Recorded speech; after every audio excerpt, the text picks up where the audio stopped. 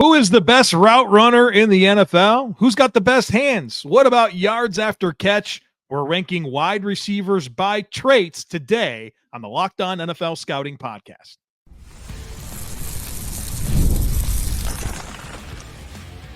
You are Locked On NFL Scouting with the Draft Dudes, your daily podcast for NFL and college football scouting.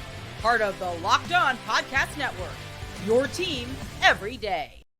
What's better than this? It's guys being dudes here on the Locked On NFL Scouting Podcast. We're the Draft Dudes. I'm Joe Marino from Locked On Bills. He's Kyle Krabs from Locked On Dolphins. And we are your NFL experts here with you daily to talk team building across the league on the Locked On NFL Scouting Podcast with the Draft Dudes, part of the Locked On Podcast Network, your team every day. Want to issue a big thank you, shout out, and welcome to our everydayers. Those of you who never miss a single episode, we appreciate y'all being here very, very much. Today's episode is brought to you by FanDuel. Now through September 22nd, all FanDuel customers can bet $5 and get a 3-week free trial of NFL Sunday Ticket from YouTube and YouTube TV. Just visit FanDuel.com/lockedon to get started. Joe, happy feels like fall day to you here. About 67 degrees outside. Blustery, overcast. I got the windows open. This was a big watershed moment because it was like 87 last night. Oh, very good. So it's cooled down. I guess I didn't know this, but you inspired me to look at my 10-day forecast here. And it's looking like lower 80s for us. So that's a nice little change of pace. Yeah, we'll take it. Wonderful. We'll take it. Kids back to school. You know, all that stuff is happened here where I live. Football season. Yeah, all the stuff, man. We, speaking of football season, are filling the last few bits of time that we have before we get into our regular season schedule, which will be here before we know it.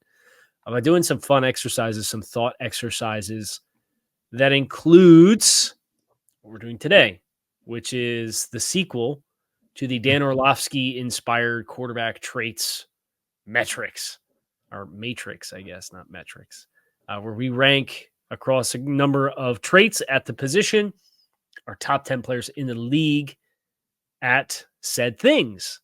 So we have for wide receivers, hands, route running, yards after catch, vertical receiving, and contested catch situations as our 5 traits that we have each individually and privately curated a top 10 list on. So with that in mind, Joe, I would like to ask you, would you like to go first or second in revealing the first set of traits? I guess I'll go first. Why not, right? Great. Did you have any overarching thoughts on just like putting this together? It was hard. The Phillies was a lot harder than quarterbacks. Oh, a million times harder. Yes. There's a lot more guys that play more, right? So there's more specialized skill sets. Usually specialized quarterback skill sets get frowned upon. Whereas at wide receiver, there's a lot more wiggle room for guys that have a lot of success that you want them to be appropriately represented. Got messy. It was hard and it was messy, right? I think that's a good way to put it. So keep that in mind as we go through this, and don't, like, one thing I said to Kyle in the pre-show, it's like, don't split hairs over who I have at number 4 and who I have at number 8. If they're on this list, I think very, very highly of their ability to do this thing. The best. Right. This is the best of the best. So the omissions were hard, but here's what we have. We're doing hands first. And we're going 10-1, right? That's funner to do it that way. Yeah, let's do 10-1. All right. Number 10 for hands, DJ Moore. Number 9, Devonta Smith. I need to go slow because I know you chart this. Yeah. Okay, so 10, DJ Moore. 9, Devonta Smith. Okay. 8, Keenan Allen. Okay. Wow, 2 Bears already on this list. Number 7, Michael Pittman Jr. from the Colts. Number 6, CeeDee Lamb from the Cowboys. Number 5, Justin Jefferson from the Vikings. Number 4, Amon-Ra St. Brown from the Lions.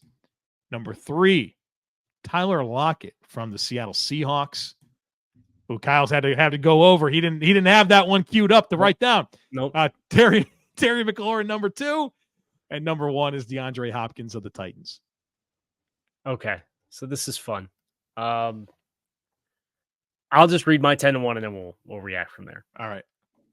I had at number 10, Michael Pittman Jr. At number 9, I had Amon-Ra St. Brown. At number 8, I had Keenan Allen. So we both had Keenan Allen at number 8. I think that's our big win here. DeAndre Hopkins at number 7. I had Cooper Kupp at number 6. I had Garrett Wilson at number 5. I had Brandon Aiyuk at number 4. AJ Brown at number 3. Davante Adams at number 2. And Justin Jefferson at number 1. We had 5 Very different players. Well, I can tell you with confidence that I thought of every single one of your players, and they were hard to leave off. I'll be honest, I did not consider Devonta Smith or Tyler Lockett for this category. Okay. I think for both of those guys, it's funny, they're both smaller receivers. I think their ability to extend their catch radius, despite not necessarily being bigger bodied guys, I think it speaks to their hands. These guys don't drop stuff either. Like, their drop rates for their careers are extremely low. And I valued that for Tyler Lockett in particular, for how long he's played and how drops have just literally never been an issue through any point of his career. Right. What's you had your 5: Kupp, Wilson, Aiyuk, AJ Brown, Davante Adams, that I didn't include. Anything you wanted to kind of share there?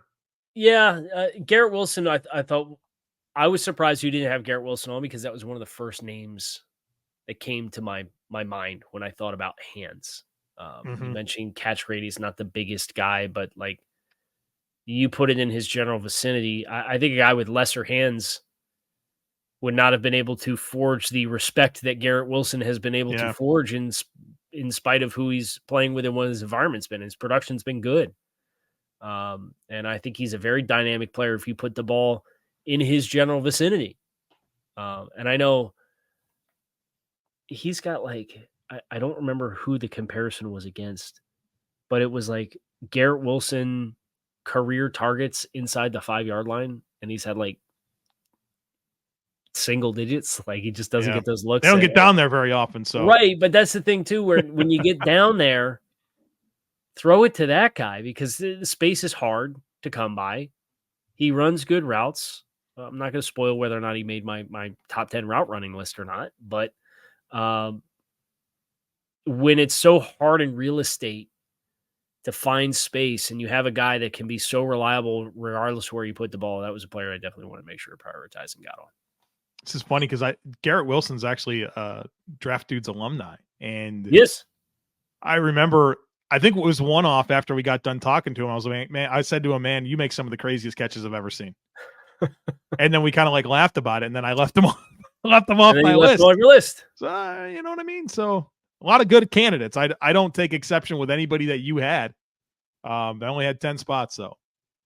Yeah. And I like, what I like about this is it would have been very easy to fall into the same trap of having the same 13 guys represented across all your traits, right? Mm-hmm. And the fact that we already have this kind of variance and got guys like a Tyler Lockett on who, you know, maybe shows up somewhere else in one of the other ones, but maybe doesn't. Like, names like that getting some shine, I think are great for this exercise. Which is why we wanted to do 10 instead of 5 to invoke more right. names. So, hey, mission accomplished here with hands. We got route running, yards after catch coming up on the other side of it, folks. Be sure to stick with us. You've heard us talk a lot about FanDuel, America's #1 sportsbook. Well, we've got a little something different for you. Now through September 22nd, all FanDuel customers can bet $5 and get a 3-week free trial of NFL Sunday Ticket from YouTube and YouTube TV. Then with a YouTube TV base plan, you'll be able to watch every regular season Sunday afternoon out-of-market game. All you need is a Google account and a current form of payment, and you can cancel at any time. Just visit FanDuel.com/lockedon to download America's #1 sportsbook.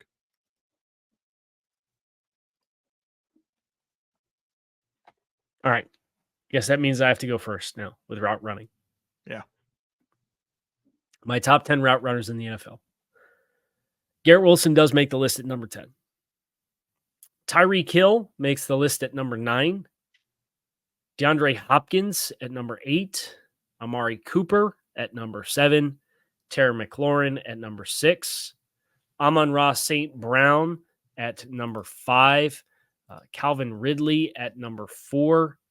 Keenan Allen at number 3. CeeDee Lamb at number 2, and Justin Jefferson at number 1. All right, another category. There's going to be a lot of different names between Kyle and I. Great. Makes this fun. Which ones did we overlap on? Well, I wrote down how the many? ones. How many? 5. There's going to be five right, same and 5 different. Great. So we got 15 different names here invoked. Number 10 for me is Amari Cooper. So that was a common one, right? Great. Number 9, Cooper Kupp. Okay. Number 8, Deontay Johnson. Number 7, Stephon Diggs. Number 6, CeeDee Lamb. Number 5, Devonta Smith. Number 4, Tyreek Hill. Number 3, Keenan Allen. Number 2, Davante Adams. Number 1, Justin Jefferson. Okay. We got the most important one right. Number Justin 1. Jefferson. Yeah. What's interesting is it's those the top 3, and I just noticed this, are like very much like not necessarily known for their dynamic athletic profiles. You know, guys that are really nuanced route runners, and that's how they get open. It's not like they just can win foot races. Yeah. Did you give any consideration to DeAndre Hopkins? Yes. Okay, makes me feel better. I thought about all of your players. To be honest with you, I thought about them all. Okay. I think the first thing that I'm taking away here is I am apparently a Devonta Smith hater. Well, I've also taken away that I'm apparently a Garrett Wilson hater because he's been on.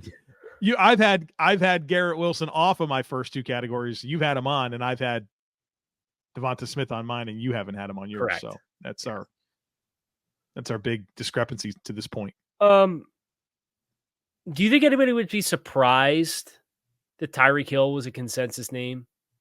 I just saw some bathwater brained take from Mike Greenberg's co-producer or whatever, saying that this was when the trade happened to Miami. Player predicated only on speed. It feels like that speed merchant. Yeah, he's miscast, right?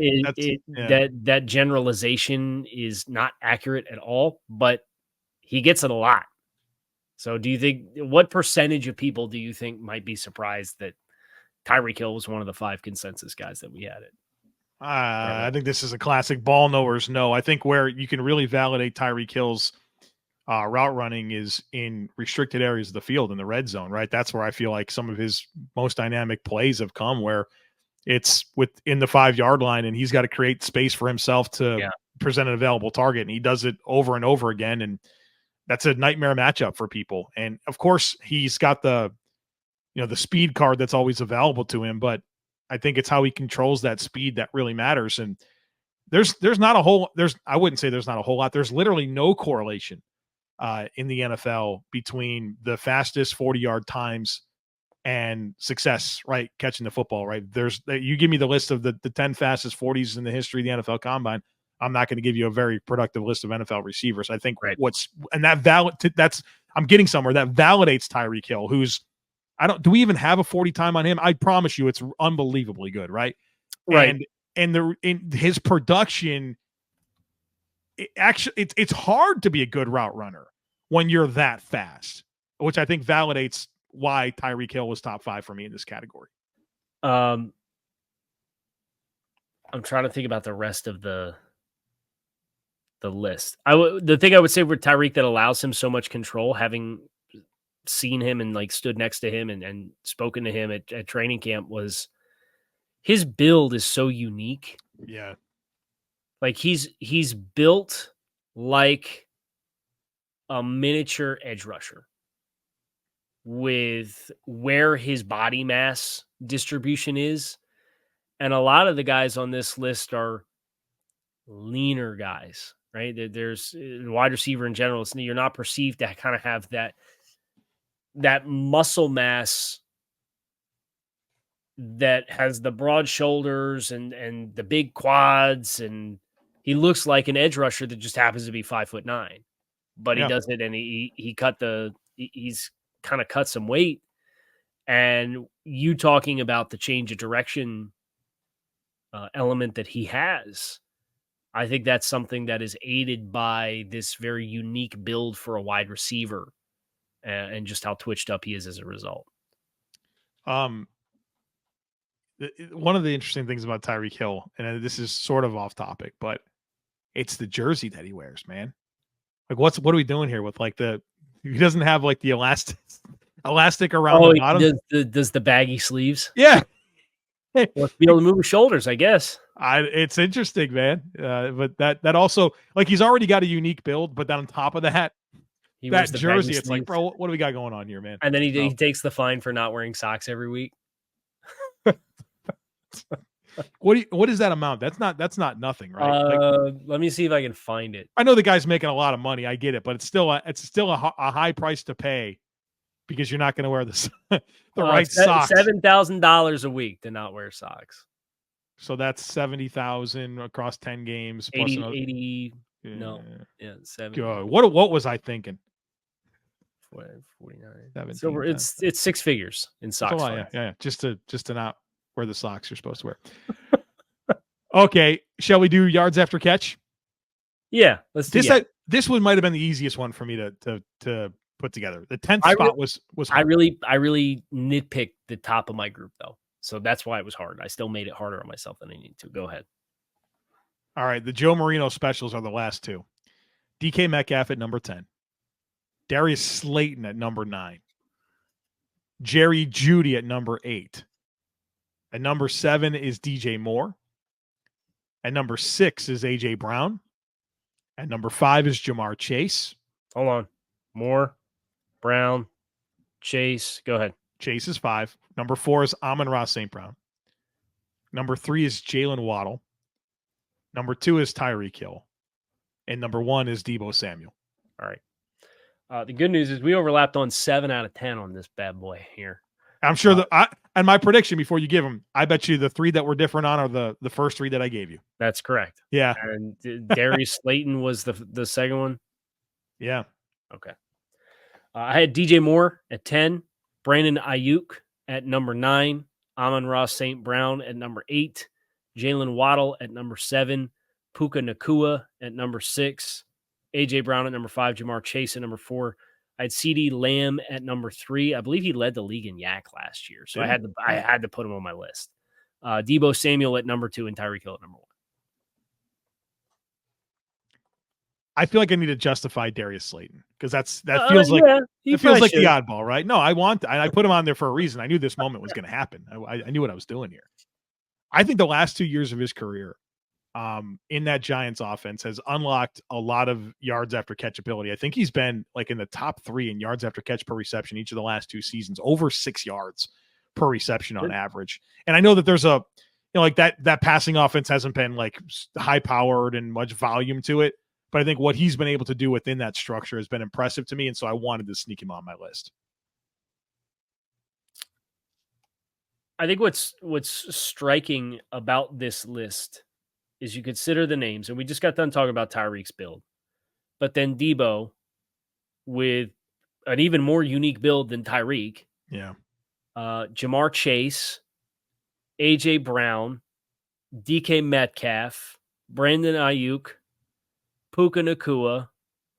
We get some big dudes on this list. And that's why guys that have good athletic profiles, but are probably over 210 pounds on average, they get a lot of shine. And a lot of people fall into the trap of what those players can be, regardless of what they are, because you see players like this and the conflict and the mismatch that they provide.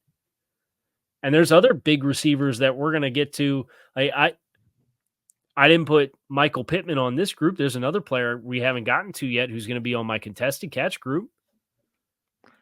There's other big guys. So it's just funny for the perception of yards after catch and that being a speed element. Here we are, and we got over 50% of this list is all a bunch of big physical guys. Being able to break pursuit angles and win foot races matters a lot. Don't get me wrong. And there's guys on here that can do that, but being able to break a tackle, right, is also a critical component of that. And sometimes you got some contact averse guys that got to tackle these bigger dudes at corner, and you make one guy miss and you're off to the races. You're dealing with the safety at that point. So there's multiple ways to be productive after the catch. And I think it's a good call out that a lot of these guys are bigger bodied. And I'll tell you the guy that I struggled with, and he's going to appear soon here. It's Nico Collins, man. Nico Collins, he was among the highest in terms of missed forced tackles, and like his average depth of target blended with yards after catch plus missed tackles forced is an insane combination. Yeah. And I almost feel dirty leaving him off. So yeah, another size guy that we could have invoked. All right, we got vertical receiving and contested catch left here. We will bring them to you with our unique top 10 list, so stick with us. We'll be right back.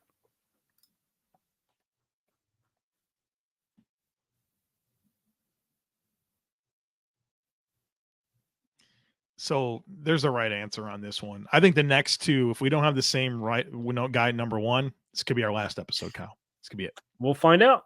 All right. Am I up first for vertical? I guess you that's are how up this goes. first for vertical receiving. All right. So at number 10, a Joe Marino special, and I will fight this one. Number 10, Rashid Shaheed, New Orleans Saints. The guy's a baller, man. The last 2 years, his production down the field is insane and so efficient with bad quarterbacks. Number 9, DJ Moore. Number 8, DeAndre Hopkins. Number 7, Brandon Aiyuk. Number 6, Justin Jefferson. Number 5, Nico Collins. Number 4, CeeDee Lamb. Number 3, Amari Cooper. Number 2, Mike Evans. Number 1, Tyreek Hill. Yeah, Mike Evans at 2. Yep. And then Tyreek at 1. Okay. Well, you are going to be very disappointed to know that I also have Rashid Shaheed at number 10. Oh, look at you, Kyle Krabs. Let's go. I thought that was my Darius Slayton, Tyler Lockett pick for this category. No. But, well, I like it. I have a couple of New Orleans Saints because I have Chris Olave at number 9. I had Olave at that 10 originally. I was like, no, like Shaheed. I did. I bumped him. Yeah. I had Jamar Chase at number 8. I had DJ Moore at number 7. I had Jaylen Waddle at number 6. And Mike Evans at number 5. I had DK Metcalf at number 4. I had Nico Collins at number 3. AJ Brown at number 2, and Tyreek Hill at number 1. So I didn't even have your number 2 player in AJ Brown, huh? Yeah. Dude wins down the field. Right? They're hard to leave off. And I didn't have your number 3 in Amari Cooper. Oh, that was a mistake, Kyle Krabs. That was a big mistake. Tell me who I should have taken off.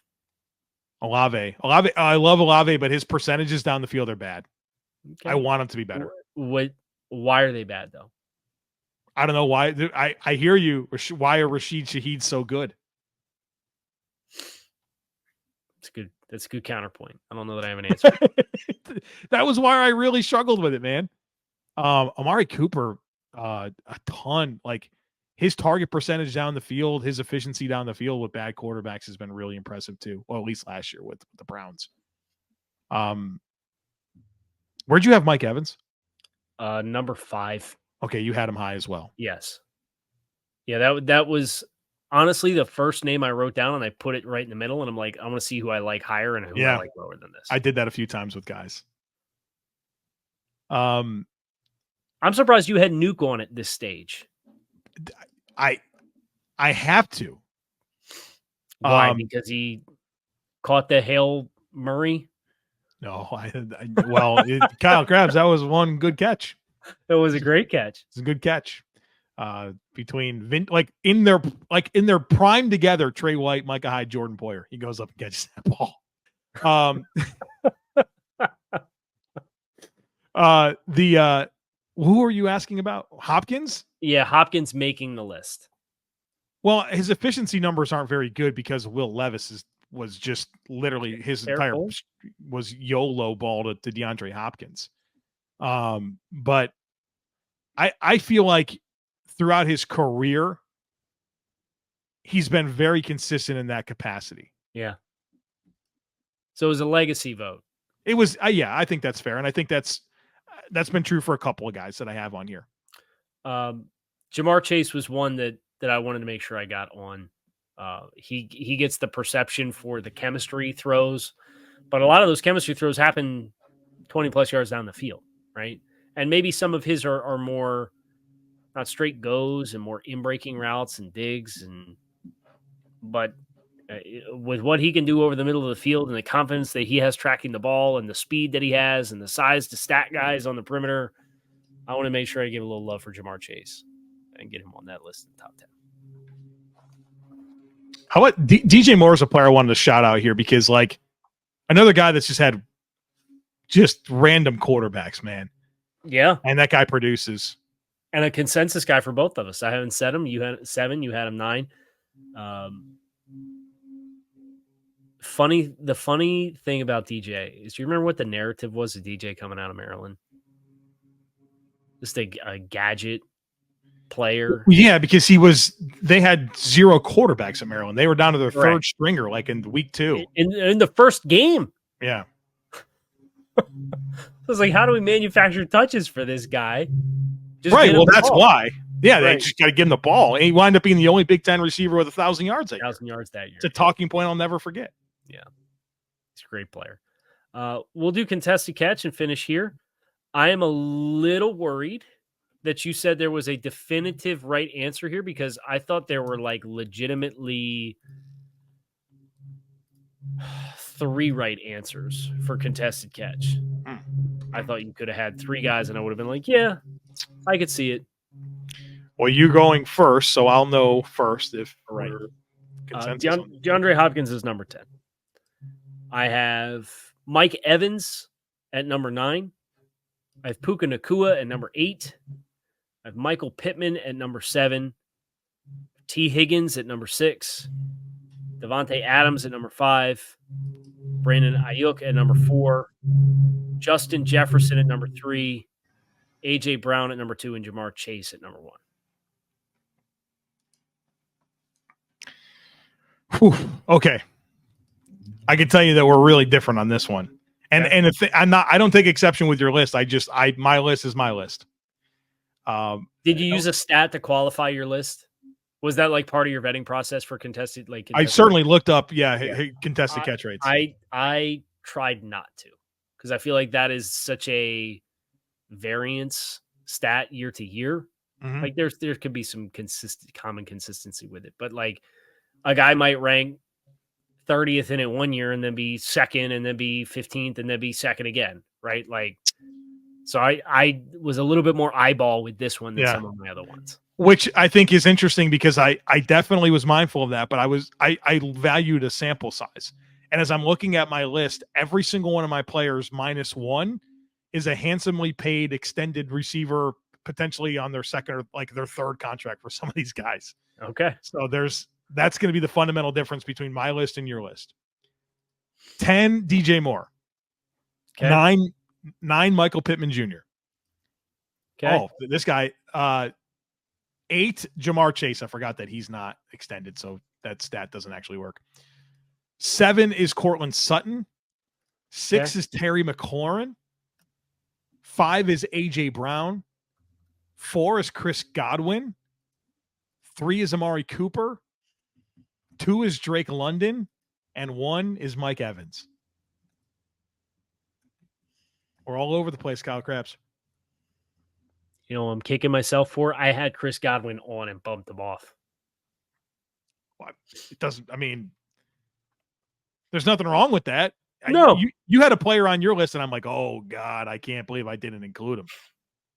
Well, do you have a on contested catch? Yeah. What was the list? What was the differences? Hopkins, Evan, Puka, Pittman, Higgins, Adams, Aiyuk, Jefferson, A.J. Brown, Jamar Chase. Yeah, when you said Hopkins, I was like, oh, I forgot him.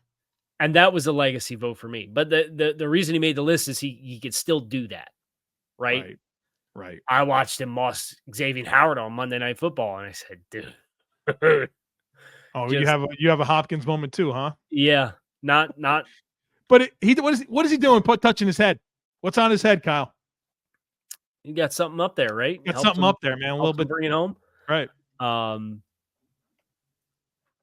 Yeah, so I guess the number one takeaway that I have from your list is Drake London at number 2. Yeah. I'm assuming you've got a really impressive statistic here, or did you extend back to college to No, and you can see I kind of discriminated against the younger players, right? So like throughout my entire thing, I for me with Drake London, his contested catch win rate over 2 seasons is 52.5%. And the reason I put this for him, and that's a good rate. It's not like elite, it's good. But like the quarterbacks that he's played with and the amount of contested catches that he's had to deal with, and he's still a good separator, but like I feel like that skill that he has is going to put him in potentially like the way that we look at Evans, the way that we look at Hopkins in terms of how it ages. So that was very much a Joe Marino special. I probably had him too high at number 2. I'll admit that. But I feel like that's just going to be such a blossoming part of his game. And now that he's got a quarterback that I think is going to give him some better chances, I think those numbers are going to be insane. Can I ask you how you left Justin Jefferson off?